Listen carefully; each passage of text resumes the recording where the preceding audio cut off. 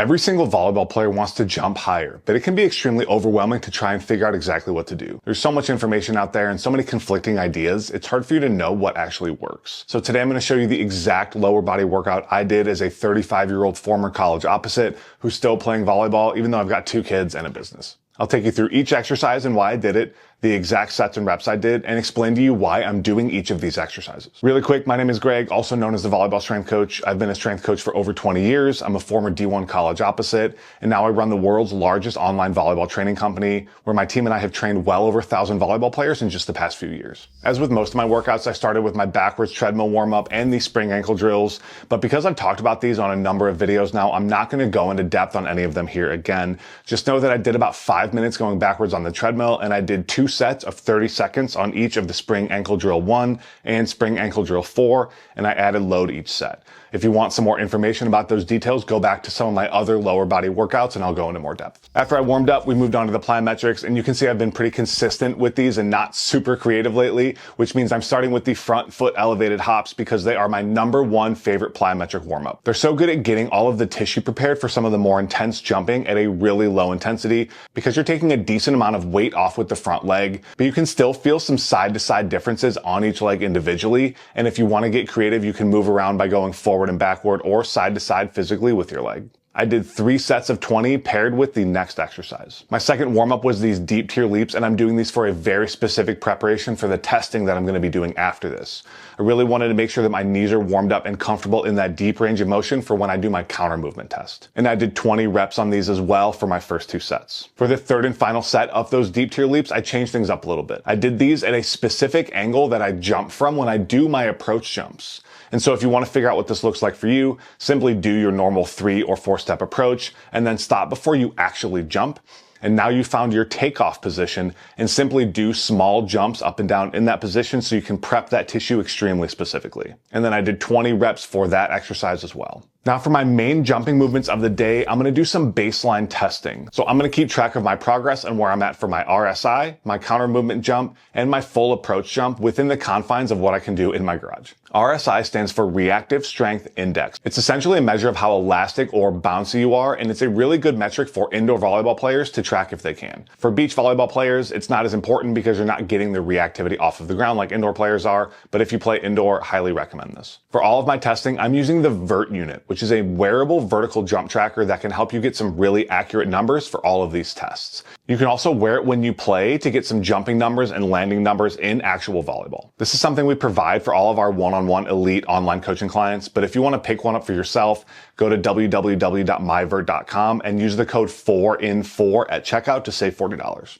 I did 3 sets of 6 jumps for that testing. Next test is the counter movement jump, which is a jump with no approach but a full arm swing. It's essentially just your standing jump, and it's a really good measure of your power output. For the first test where we measured RSI, this is how bouncy you are. Now we can look at your actual power production, and we're able to compare all of these numbers to see where you're strong and where you're lacking. I always find that it helps to jump up and try to touch something, even if that something isn't very high. I noticed when I attempted to touch my garage ceiling, which is nowhere near my max reach, I always ended up jumping higher than if I tried to just jump as high as I could without reaching for something. The best case scenario is that you actually try to jump and touch something that you can't reach, forcing you to jump at a really high level of intention. I did 3 sets of 3 jumps, trying to find my highest jump as my test. Next up is my full 4-step approach jump, basically my max effort jumping ability. I definitely had to clear out some space in my garage for a runway, and so I don't think I was able to get my absolute max because I was so worried about crashing into the walls. So next time I test, I'm definitely going to go to the gym where I have a lot more open space and I don't have to worry about face planting. Here I actually did 5 sets of 3 jumps so I could give myself the best possible chance of finding my best number. Now that we've gotten the testing out of the way, it's time to get to the lifting portion of the workout. This is a little bit of a longer workout because of all the testing, but we're still going to hit all of the parts that we need for a normal, good, lower body volleyball workout. So my first lifting exercise was the Landmine University Snatch.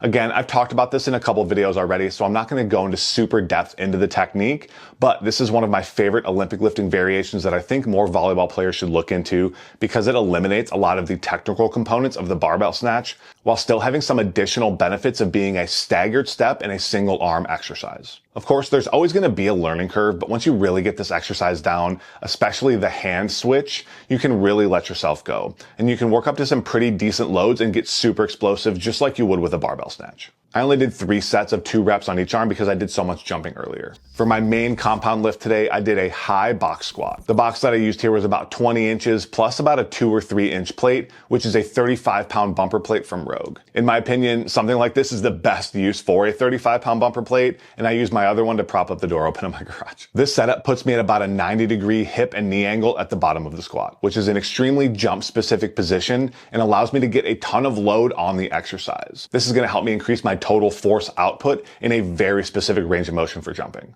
Even when this lift gets heavy, you want to do it with a really high level of intention, meaning that you're tapping the box and then trying to explode up from the bottom of that squat.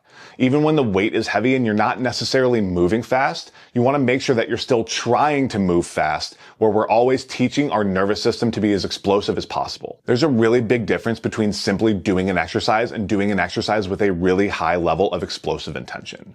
2 athletes could follow the exact same program and one could get tremendously better results because of the type of effort they're putting into the movements, even if all of the movements are exactly the same. I took my time on this and I worked up to a 5-rep max at 405 pounds. I actually had to come back out later and finish the rest of this workout so I could hit all of my accessory exercises for the day. The first one is our main posterior chain exercise, and that is going to be a single leg back extension. This is a surprisingly difficult exercise, and if you're not already strong in a double leg back extension, then I would start with that. A lot of people feel a tremendous amount of pressure on the back of their knee if they're not strong enough to hold a slight knee bend with this.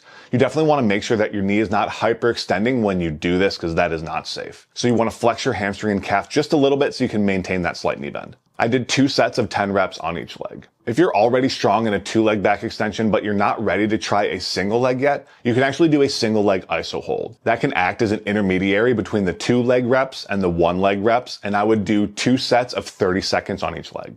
Next, I did my single leg calf raises in one of my favorite variations to do in my home gym, which is with the safety squat bar. I love the safety squat bar because it sits on your back without you needing to hold onto it, meaning you can hold onto the squat rack so you don't have to worry about balance. What's typically a much more common and accessible alternative is to simply do these in a Smith machine, because again, if we do that, we don't have to worry about balance, and basically every gym is going to have a Smith machine where very few are going to have a safety squat bar. I did 3 sets of 10 to 15 reps on each leg for these. Finally, I finished off with something a little bit different, and I did some long duration isos specifically for my ankle and calf. I have a 20+ year history of ankle sprains, and I have pulled muscles pretty badly in both of my calves, so I'm experimenting with some different types of exercises and alternatives to do to help make sure that my strength and injury prevention are at an all-time high. I just did 1 set of 2 minutes in this isometric hold, and trust me when I say that that's not as easy as it sounds, especially after the rest of the workout and all of the calf raises that I did right before this. I definitely feel like I could be onto something with these long duration isos, as they do have a pretty proven track record of increasing athletic performance and decreasing injury risk,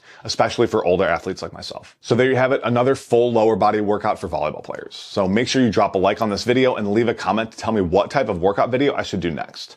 Also, make sure you subscribe to this page because I'm posting volleyball workouts every single week to help you jump higher, hit harder, and eliminate nagging issues like knee pain and shoulder pain. Also, if you're looking for some more direct help to hit all of your volleyball performance and physique goals, check out the links in the description to apply for my one-on-one coaching. With one-on-one elite coaching, we'll give you everything you need to crush all of your volleyball goals. And that includes a custom workout program, personalized nutrition coaching, unlimited tech support from your coach, live one-on-one and group calls, and even the vertical jump tracking device that I mentioned earlier. So that's it for today's video. Hopefully you enjoyed it, and we'll see you back here again next week.